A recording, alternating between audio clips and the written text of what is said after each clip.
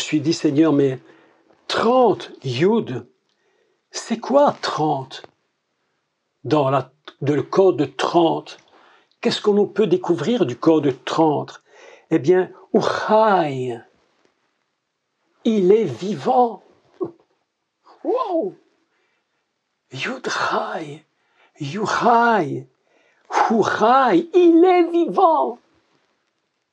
Emmanuel, le Dieu très haut, le Fils unique, il est vivant. Et c'est incroyable parce que je me dis, mais 30 Yud, Yud vaut 10, 30 Yud, c'est 300, d'accord? Alors j'ai cherché, je me suis dit, mais 300 c'est quoi? Ici, je vous dis ce soir, on ne fait que du décodage, on soulève le voile. Vous êtes d'accord? On soulève ensemble un voile et on regarde ce qui se cache en dessous. 300 c'est quoi? Eh bien 300 c'est Ruach Elohim, l'esprit d'Elohim. Wow! Voilà que nous apprenons que l'esprit qui frémissait à la surface des eaux, c'est Mashiach. C'est son esprit. C'est lui-même. Mes amis, c'est incroyable. Et je n'ai fait que chercher une lettre, mais on pourrait les chercher toutes et découvrir les mystères cachés. Je crois qu'on n'a pas touché la millionième partie de ce jour Érad et le secret qui se trouve caché à l'intérieur. C'est d'une puissance, mais ça renverse les montagnes. Il est écrit, Ruach Elohim 300, l'Esprit de Dieu. Wow! Et puis nous avons, écoutez, ça c'est fantastique, nous avons Ben Abraham, le fils d'Abraham. Wow! Et là c'est une prophétie. C'est Yitzhak. Préfiguration messianique. C'est pourquoi la Torah, et je suis convaincu, n'est pas un livre d'histoire, mais avant tout, c'est une révélation du Messie et c'est un principe prophétique. La Torah, c'est le principe fondamental de toute la prophétie. Il est écrit Ben Abraham. Mes amis, quel texte! Et tout cela sur 3 valeurs. Vous imaginez si on passait encore plus de temps à rechercher. Ainsi que j'ai écrit dans mon livre. Quand vous allez le lire, vous allez être surpris parce que j'ai écrit des choses impensables, des découvertes inimaginables sur toute la Torah, les secrets du Messie, de l'univers entier. Oh, nous avons... Écoutez, rappelez-vous de cette parole du Mashiach, rappelez-vous cette parole de Yeshua. Écoutez ce qu'il dit. Vous vous souvenez de cette parole quand il a dit « Je ne suis pas de ce monde ». Vous vous souvenez quand il a dit ça? Eh bien, Anilo mehacholamazé, 300. Anilo mehacholamazé, valeur 300, qui signifie « Je ne suis pas de ce monde ». Mes amis, avouez quand même, c'est impressionnant. Nous avons ici, sous les yeux, une révélation messianique qui dépasse toute l'imagination humaine. Je ne sais même pas comment Dieu a pu inventer une telle chose, mais le fait est là. Le fait est là. Je voudrais dire un conseil à tous ceux qui font de la gématria. Il y a un grand secret qu'il faut toujours garder à l'esprit. Très important, secret très important. C'est de ne jamais faire une gématria en sortant du texte fondamental que nous lisons. Même si le texte de base que nous lisons, même en français si vous voulez, en hébreu si c'est mieux, mais ce texte-là c'est la souche, le fondement, et tous les décodages qui se feront doivent être faits à partir des fondements même de cette parole. Sinon, on va tomber dans des catastrophes. Très important. Je continue. Je refais maintenant une lecture absolument fantastique. Une lecture incroyable. il est le Fils unique. Emmanuel, le Dieu très haut. Il a dit, je ne suis pas de ce monde. Je viens avant qu'Abraham fût, j'étais. Il est prophétiquement le fils d'Abraham. Il est le Ruach Elohim, l'esprit d'Elohim. Sur 3 valeurs numériques. Avouez quand même que c'est puissant. Et nous apprenons que 52, dans sa valeur ordinale, c'est Mashiach. Donc, je me suis dit, on pourrait peut-être aussi le calculer dans sa valeur numérale, c'est-à-dire par les numéros des lettres, de 1 à 9, de 10 à 90, de 100 à 400, d'accord? Donc, la valeur de Mashiach, c'est 52 ou 358. Écoutez, ceci, c'est absolument incroyable. Non, mais c'est puissant, c'est fort. 358, c'est quoi? Or, Aholam, la lumière du monde. Wow. 358, la lumière du monde. Incroyable. Incroyable, Jésus a dit, je suis la lumière du monde. Il est en train de dire, je suis la Torah. Il dit, c'est moi. N'inventez pas n'importe quoi, c'est moi. Je suis Or HaOlam. Et Or HaOlam, c'est puissant comme texte. Parce que Olam, non seulement c'est le monde, mais c'est aussi l'éternité. Je suis la lumière éternelle. Autrement dit, la pensée de Dieu pour le monde, c'est que ce monde est conçu, en réalité, est conçu pour l'éternité. Il y a quelque chose qui doit se produire. Or HaOlam. Et puis, il dit, Or Moufla, je suis lumière merveilleuse. Oh, 358, extraordinaire. Bnei Mechon, fils de l'humanité. C'est lui en tant que fils, 358, qui porte en lui toute l'humanité. C'est pourquoi lorsqu'il meurt sur la croix, à cause de cela, il porte en lui toute l'humanité. Fils de l'humanité, il porte en lui toute cette humanité. Le Mashiach, 358. Mes amis, c'est absolument extraordinaire. Vous imaginez cela?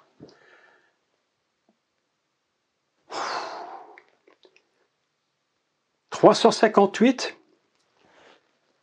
Hachem. Hachem, c'est le nom. Hachem Echad, le nom unique. 358. Le nom unique, c'est Mashiach. Les sages d'Israël disent une chose très intéressante. Vous savez ce qu'ils disent? Ils disent ceci. Ils disent, suite à une question qui leur avait été posée, je suppose par des élèves, quand est-ce que l'on connaîtra le nom de Dieu? Et vous savez ce que les maîtres d'Israël répondent? Il nous révélera son nom lorsqu'il viendra. Oh. Lorsque Mashiach, Yeshua, lorsque Mashiach va venir, c'est lui qui révèle le nom. Vous imaginez lorsqu'ils vont reconnaître le Messie. C'est pourquoi il ne peut pas être un homme, j'allais dire, passez-moi l'expression entre guillemets, mais il ne peut pas être un homme seulement normal. Il est au-delà de tout ce qu'on imagine. C'est pourquoi la Bible dit la jeune fille, la vierge, celle qui est cachée. Et c'est intéressant le mot utilisé par Ésaïe le prophète, parce qu'il va utiliser Alma pour dire à la jeune fille. Alma, c'est Olam. C'est caché. C'est-à-dire c'est une éternité cachée. Vous voyez, c'est extraordinaire. C'est pourquoi nous avons ici une dimension messianique absolument incroyable. Le monde et l'éternité fusionnent ensemble. C'est pourquoi, lorsqu'on parle de Echad, on ne peut jamais, mais au grand jamais, diviser le ciel la notion divine avec la terre. C'est une unité indivisible. Et je m'attache dans mon livre à écrire sur cela pour expliquer comment fonctionne cette fusion, j'allais dire, entre terre et ciel, que nous ne pouvons pas séparer. Mashiach Yeshua a toujours dit, le Père et moi, nous sommes un, nous sommes dans l'unité. Nous ne sommes pas divisés. Bien que je sois sur terre, et lui et moi, nous sommes un. C'est pourquoi cette parole qu'il dit est tellement puissante. Et mes amis, ce n'est pas seulement je suis un parce que je pense comme toi. Je suis un parce que je suis toi. Et tu es moi. Et nous sommes ensemble indivisibles. Mais j'ai pris une place de fils. Parce que la notion du fils, mais je vous en parlerai une autre fois, ce n'est pas seulement un titre, ce n'est pas seulement une filiation divine, c'est une fonction. Nous sommes humains, tous, mais nous avons tous des fonctions différentes. Un est professeur, l'autre est boucher, l'autre est plombier, l'autre est ministre, enfin voilà une fonction.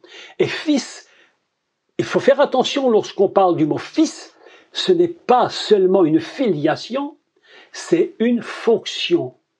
Mais je vous parlerai de cela un peu plus tard, probablement dans un autre cours, mais c'est écrit, tout ça est dans le livre où j'explique bien comment fonctionne la fonction fils, pour qu'il n'y ait pas d'erreur de compréhension concernant Mashiach, le Mashiach. Et nous continuons. Vous vous souvenez que dans le tabernacle, il y avait ce qu'on appelait Rochen. Rochen dans le tabernacle, c'est quoi? Rochen, c'est le pectoral. Avec les 12 tribus d'Israël dans les pierres précieuses, le pectoral Rochen. Rochen, c'est quoi? 358. Le pectoral, quand on questionne, il y a quelque chose de tout à fait surnaturel là-dedans. Il répond, en fait, c'est le Mashiach. Il est partout. Il est en tout. Il est tout. C'est extraordinaire.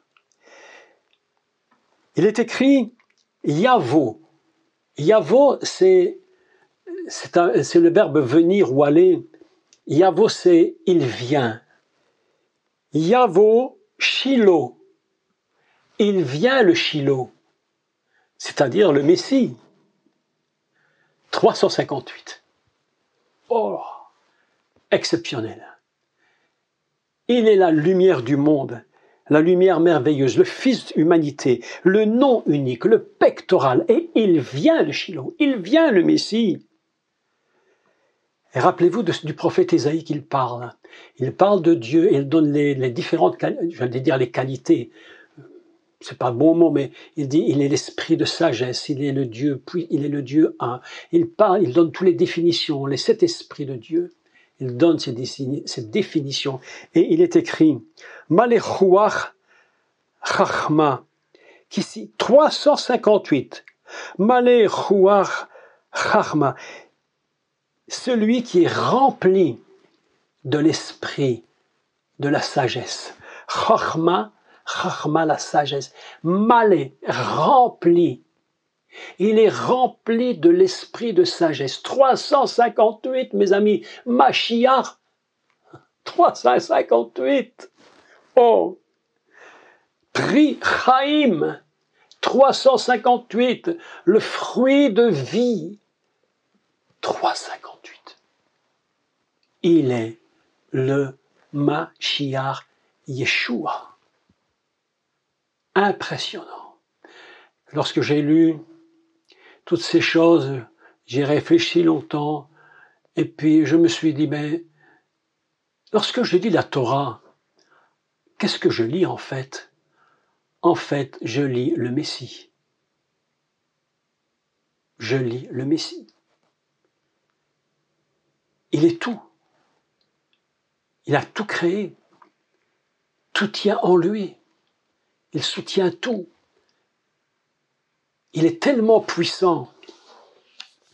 Tellement puissant. J'ai réfléchi. Et j'ai cherché dans un bouquin fabuleux travail, un monsieur, un juif qui a écrit un livre qui s'appelle, je peux le citer, Rav Moshe, écrit un livre que peut-être quelques-uns avaient trouvé. Il s'appelle Or Amilim, la lumière des mots. Un livre fantastique. Ben, je vais vous le montrer, d'accord? Si vous ne l'avez pas, je vous montre le bouquin. Laissez-moi, il est là juste derrière moi.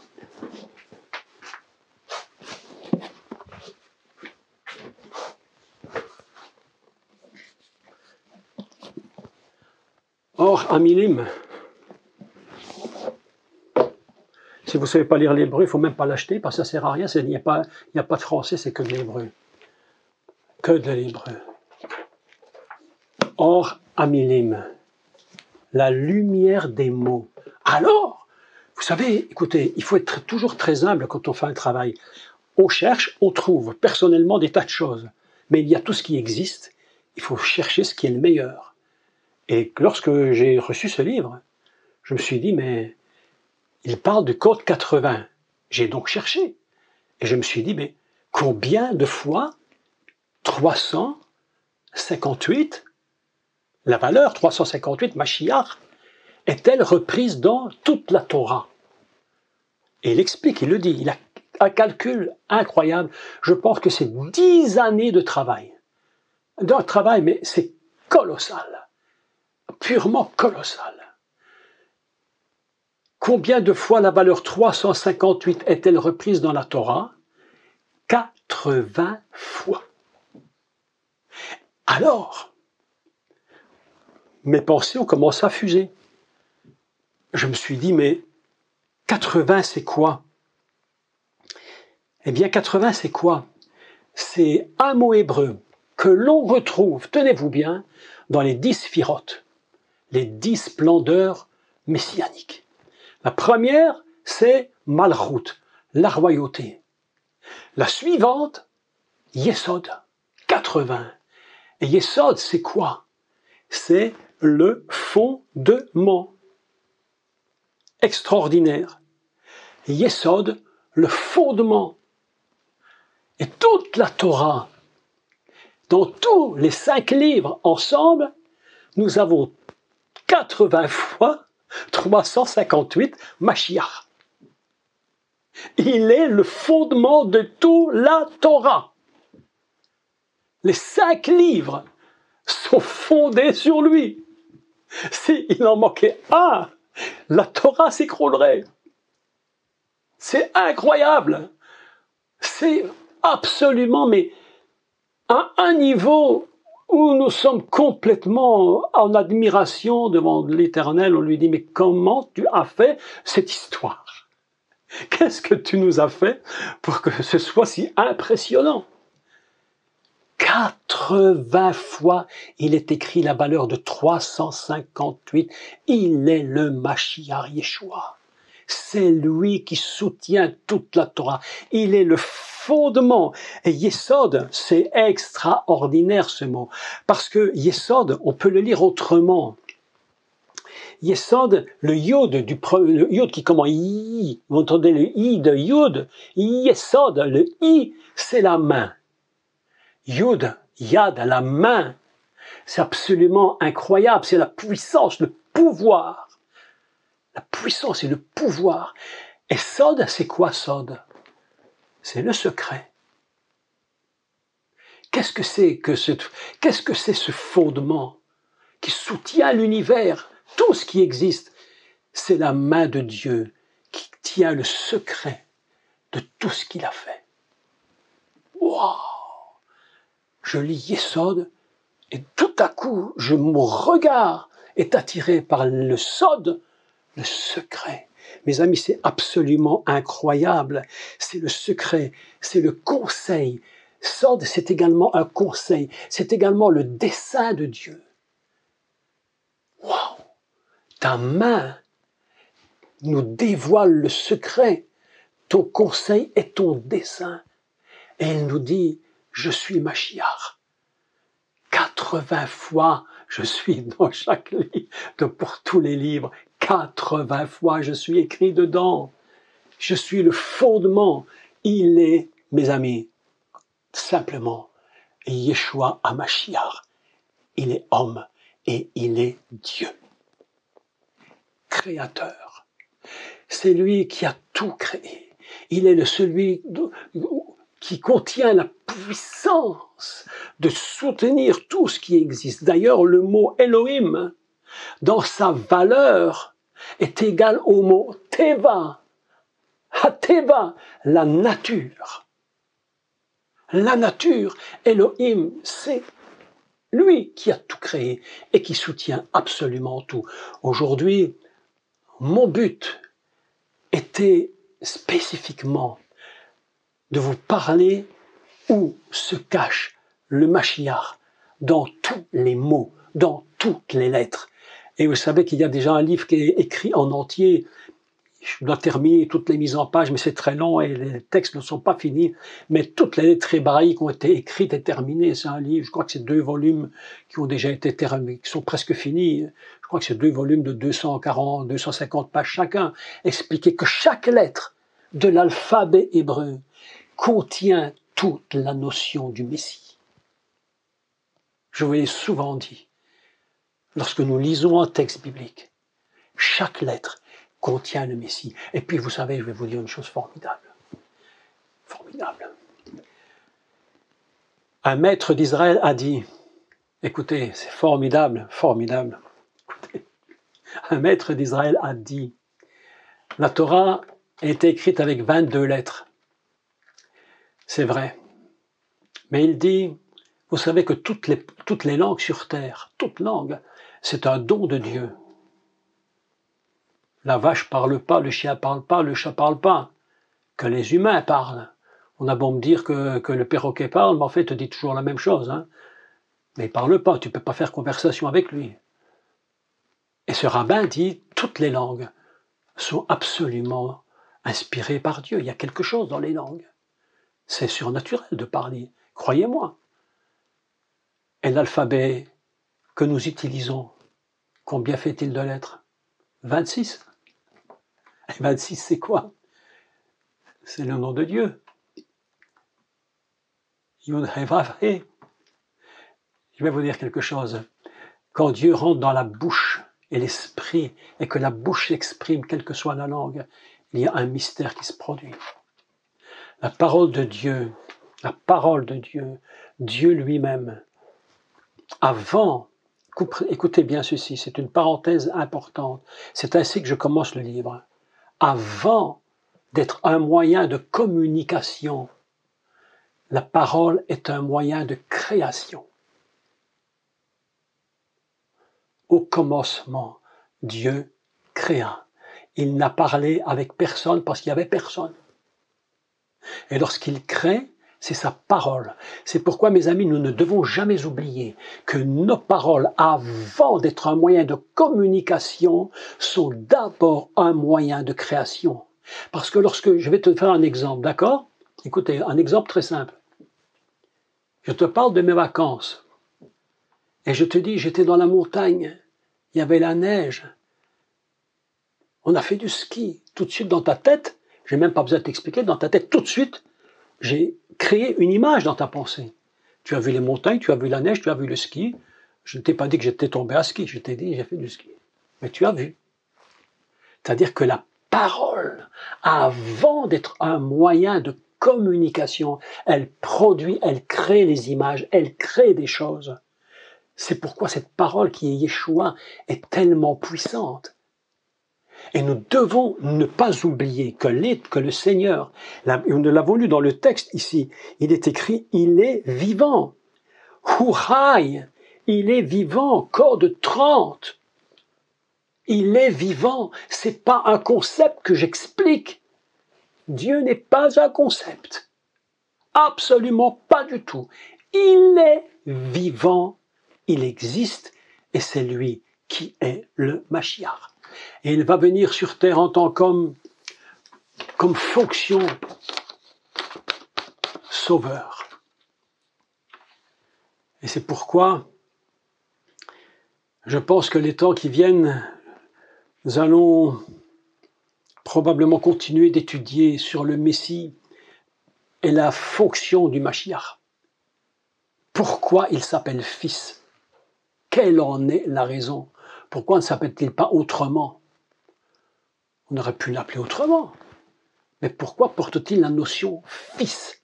C'est-à-dire, ce n'est pas un terme, c'est une fonction. Donc je crois que nous prendrons un peu de temps dans les cours qui viendront pour expliquer de plus en plus qui est le Mashiach. Mes amis, je termine comme j'ai commencé en vous disant, les temps sont extrêmement avancés. Et comme le disait mon très très cher ami Thierry, le repas des noces se prépare maintenant rapidement et nous allons bientôt participer aux noces de l'agneau. Et nous ne voulons pas faire partie des vierges folles. Cette nuit, je me suis levé très tôt, puis je prends ma Bible, je prie le Seigneur, et mon esprit était porté à lire Matthieu 25, les vierges sages, les vierges folles. Et tout de suite, quelque chose est apparu. Vous allez dire qu'on l'a lu 1000 fois, peut-être 10 000 fois, mais quelque chose m'apparaît, c'était la valeur. 10. 10 vierges. C'est pas par hasard, c'est pas 9, c'est pas 11, hein. C'était 10. Pourquoi Yeshua utilise 10? Parce qu'il y a une notion que l'époux, Dieu lui-même, le Mashiach lui-même, l'époux, ne peut fonctionner qu'avec ce qui lui est semblable. Il faut donc une correspondance entre les deux.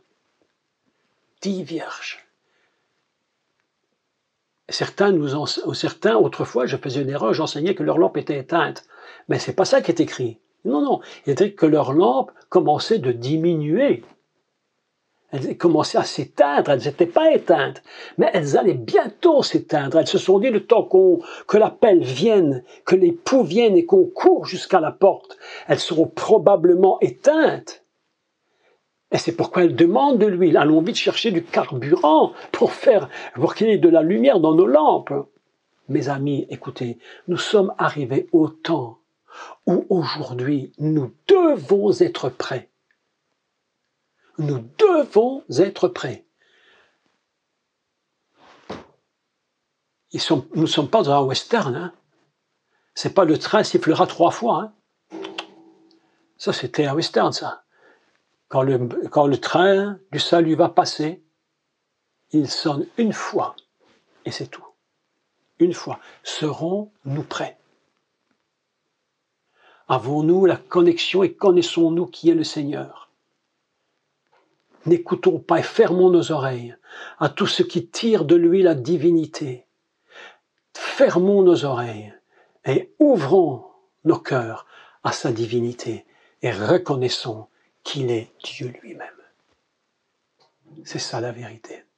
Mes amis, je voulais ce soir vous parler de ces choses parce qu'elles sont tellement en moi, profondément marquées en moi, que je ne pouvais pas faire sans vous en parler aujourd'hui. Toute la journée, j'étais impatient de faire le cours de ce soir. Je vous le dis. Il y a des jours, je prépare le cours un peu parce que je le prépare. Mais aujourd'hui, j'étais dans une impatience. Comme si quelque chose était urgent de vous dire ces choses. Faites attention. Soyez prudents à l'esprit de séduction qui vient dans le monde. Et il dit qu'il séduira même les élus.